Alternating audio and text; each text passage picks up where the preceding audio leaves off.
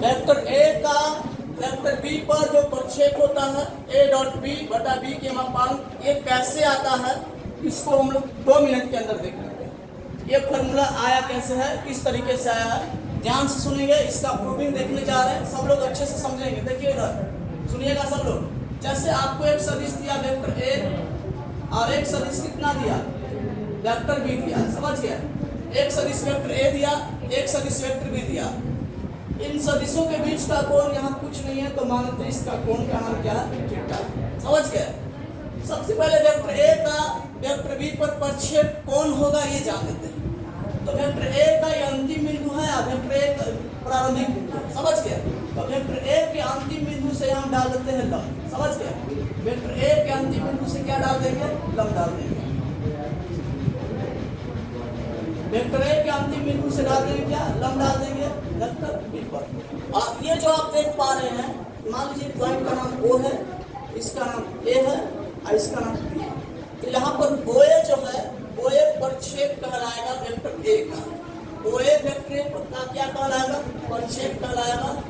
और ओ ए का मान हम लोग निकालने जाते हैं। चलो इसको ऐसा समझ लीजिए। यहाँ पर वेक्टर ए का प्रक्षेप, वेक्टर ए का प्रक्षेप वेक्टर बी पर कौन होगा, वेक्टर बी पर कौन होगा बताइए, ओए होगा। वेक्टर ए का प्रक्षेप वेक्टर बी पर कौन होगा, ओए होगा। अब हमको समझना है कि ओए का मान कैसे आता है। ध्यान दीजिएगा, बढ़िया से सुनिएगा सब लोग। पहले एक बात बताइए कि समकोण त्रिभुज है कि नहीं, समकोण त्रिभुज है ना, यस या नो। अगर ये समकोण त्रिभुज है, जरा सोच के बताइए, थीटा के लिए अगर हम निकालना चाहें कॉस, निकाल सकते हैं, बिल्कुल। आधार बटा क्या होता है, कर, आधार बटा कर। अब हम कॉस क्यों निकाल रहे हैं, क्योंकि कॉस में ओए आ जाएगा और हमको ओए चाहिए, समझ गया। तो आधार बताइए, थीटा के लिए आधार का काम कौन करेगा, ओए। अब कर्म का काम कौन करेगा, ओ बी। कर्म का काम कौन करेगा, ओ बी। और इधर आपके पास क्या हो जाएगा, कॉस थीटा। ध्यान से देखेंगे तो आपको ओए का मान क्या मिल जाएगा, क्रॉस गुना करेंगे ओबी कॉस थीटा। ये जो ओबी है क्या वेक्टर ए का लंबाई नहीं है, ओबी वेक्टर ए का क्या है। तो इसका मतलब इसको क्या बोल सकते हैं, वेक्टर ए का मापांक बोल सकते हैं। यानी कि ओ ए बराबर आपके पास क्या आ गया, वेक्टर ए का मापांक। ओबी नहीं लिखेंगे क्योंकि ओबी सदिश ए का लंबाई है, तो इसको सदिश ए का मापांक लिख देंगे और उसके बाद क्या आ जाएगा, यानी कि जहां दिख गया ये वाला वेक्टर ए का मापांक cos थीटा जहां दिखाई दे दिया उसको बोल देंगे कि क्या है, प्रक्षेप। वेक्टर ए का मापांक cos थीटा जहां मिल गया उसको क्या बोलेंगे, प्रक्षेप बोलेंगे। अब ना हम अपने मन से निकालना चाहते हैं vector A dot vector B.